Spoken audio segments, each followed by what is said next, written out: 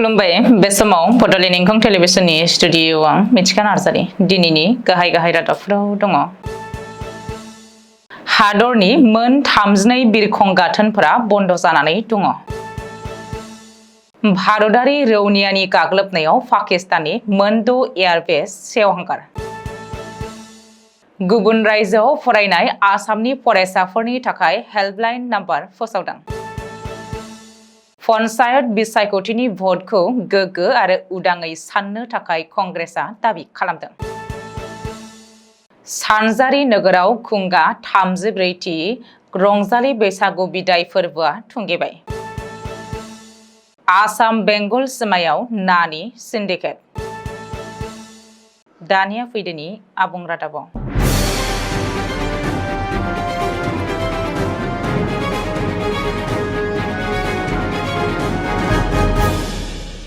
हादरनि गुबुन गुबुन मोन 32 बिरखं गाथोनफोरा अरायथा नङि समनि थाखाय बन्द जानानै दङ। भारत पाकिस्तान दावहायारि थासारि आरो रैखाथिखौ नोजोर होनानै भारत हादरनि मोन 32 बिरखं गाथोनफोरखौ अरायथा नङि बन्द खालामनाय जादों। बे बाथ्राखौ सनिबारखालि फोसावदों नोगोरारि बिरखं हान्थामेला मन्त्रालय एबा मिनिस्ट्रि अफ सिभिल एभिएशना। रिपर्ट बायदिब्ला आथिखाल दावहानि थासारियाव रैखाथिखौ नोजोर होनानै भारत हादरनि सा आरो सोनाब बाहागोआव थानाय मोन 32 बिरखं गाथोनफोरखौ बन्द खालामथ'नाय जादों। बेनि सिगां पाकिस्तान सिमा खाथियाव आरो गाहाय रैखाथि बिथानि खाथियाव थानाय मोन 24 बिरखं गाथोनफोरखौ 10 मेसिम नोगोरारि बिरखं सिबिथायनि थाखाय बन्द खालामनाय जादोंमोन। एयारपर्ट अथरिटी अफ इन्डियाया सोमोन्दो गोनां एयारलाइन बिबानगिरिफोरनिसिम सा आरो सोनाब भारतआव गं 32 बिरखं गाथोनफोरखौ अरायथा नङै बन्द खालामनायनि फोसावथायखौ होनाय जादों। मख'जाथावदि 10 मे खालि भारतआ पाकिस्तान आरो POKआव थानाय उदखारि बादाफोराव गाग्लोबनाय आरो सिमा ओनसोलाव बांलांनाय जेंना आरो रैखाथिखौ नोजोर होनानै बे थिरांथाखौ लानाय जादों। भारतारि रौनियानि गाग्लोबनायाव पाकिस्ताननि मोन 6 एयारबेस सेवहांगार।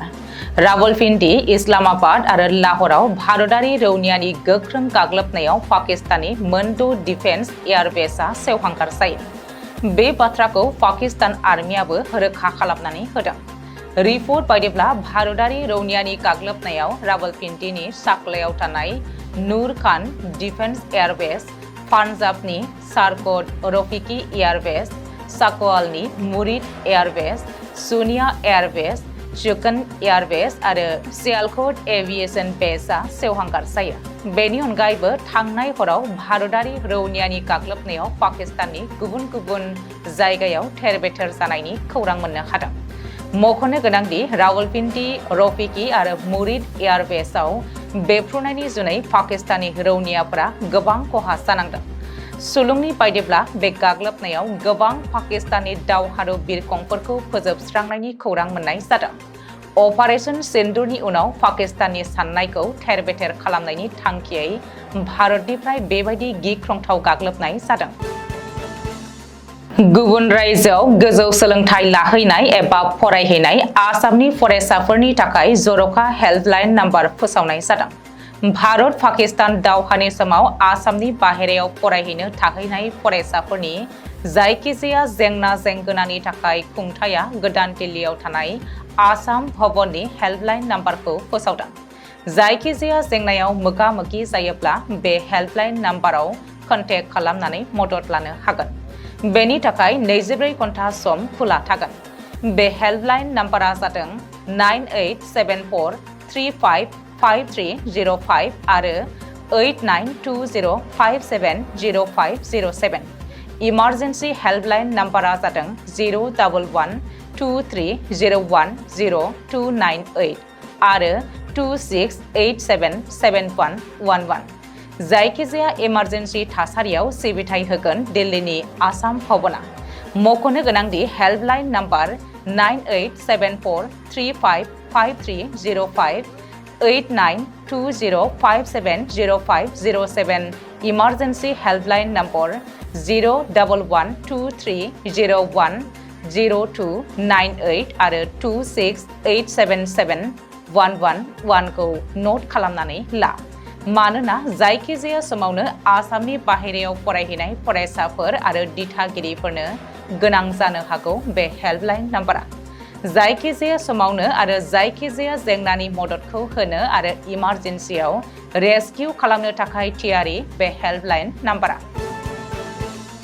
थांनाय 2 आरो 4 मे खालि मोननै खोलोबाव खुंजानाय पन्चायत बिसायख'थिनि भटखौ गाबोन 11 मे खालि खुंगोन। बेनि सिगां पन्चायत बिसायख'थिनि भटखौ गोग्गो आरो गेबेङै साननो थाखाय दाबि खालामदों आसाम प्रदेश कंग्रेस कमिटिया। सुलुङाव फोरमायथिनाय बायदिब्ला आसाम प्रदेश कंग्रेस कमिटिया पन्चायत बिसायख'थिनि भटखौ उदां आरो रोखा रोखायै साननो थाखाय आसाम स्टेट इलेक्शन कमिशनारखौ दाबि खालामदों। बेनि थाखाय एपिसिसिनि आफादगिरि भुपेन बरानि दैदेननायाव कंग्रेसनि मोनसे थान्दै हानजाया स्टेट इलेक्शन कमिशनारखौ लोगो हमनानै गांसे गोसोखां बिलाइबो गथायनाय जायो। मख'नो गोनांदि पन्चायत बिसायख'थिनि भट साननि मिरुफोराव सीसीटीवी केमेरा इनस्टल खालामनो एबा लागायनो थाखायबो कंग्रेसनिफ्राय जिल्ला बेंगिरिखौ दाबि खालामदों होननानै मिथिनो हानाय जादों।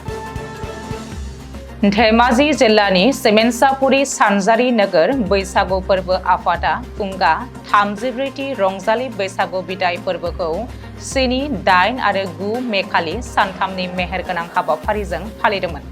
हाबाफारिनि 3थि सान एबा जोबथा साननि गेवलां मेलखौ सानजारि नोगोर बैसागु फोरबो आफादनि आफादगिरि सुकुराम बसुमतारिनि मासि दैदेननायाव मिरु खौसेथि बर' सुबुं आफादनि बोसोनगिरि सुक्रेश्वर गयारिया बेखेवनानै होयो। बे हाबाफारियाव गाहाय आलासि महरै बाहागो लायो BKWSनि गाहाय मावफुं सोद्रोमा मिहिनेश्वर बसुमतारिया। जर'खा आलासि महरै बाहागो लादोंमोन दुलाराय बर' फरायसा आफादनि नेहाथारि बड'सा ब्रह्म आरो थुनलाइ आफादनि नेहाथारि सोरजिला औवारिमोनहा। आसाम बेंगल सिमायाव गुबुन मोनसे सिन्डिकेट जागायदों। फिंगारलिं ना गारिफोरनिफ्राय दाइनिफ्राय 10,000 रां बुथुमनाय जायो। जुदि बे रांखौ होनाय जाया अब्ला फिंगारलिं ना गारियाव बायदि रोखोमनि नारसिननाय जाबसिननाय जायो। बेबायदि जाथायनिफ्राय बारग'नो थाखाय ना फालांगिरिफोरा सिन्डिकेटनो थि बिबांखौ होगासिनो दङ। गसाइगाव महकुमानि सिङाव थानाय सिमलटापुआव पिंकु आरो बादल मुंनि गुबुन सासे सुबुङा बे सिन्डिकेटआव लोब्बा दङ। बादल आरो पिंकुआ फिंगारलिं ना सिन्डिकेटखौ सालायगासिनो दङ। पिंकुनो रां होआब्ला श्रीरामपुरजों थांनो हाया। थांनाय 1 खावसेनिफ्राय एबा 2 दाननिफ्रायनो नानि फालांगिया सोलिगासिनो दङ। जेरै फिंगारलिं नानि जगायनाया बांदों। पिंकु आरो बादलआ बे सिन्डिकेटखौ बानायदों। बादलखौ गोबाव समनिफ्रायनो सांग्रां सुबुंफोरा फिंगारलिं ना सिन्डिकेटआव लोब्बा थानायनि अजद होबोगासिनो दङ। सिन्डिकेटखौ बेंगलनि बारपिसानिफ्राय सामलायनाय जायो। होबथाजानाय हारिसाफोर जेरै थाइ मागुर, तिलापिया आरो गिदिर खर' कार्प फिंगारलिंफोरखौ फालांगि खालामनाय जादों। गुबुन रायजोनिफ्राय आसामाव ना जागायनाय जायो।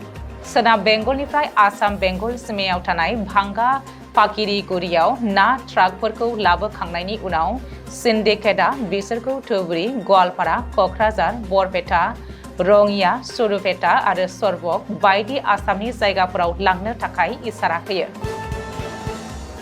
दिनैनि रादाबा एसेनोसै। गोजोन्थों।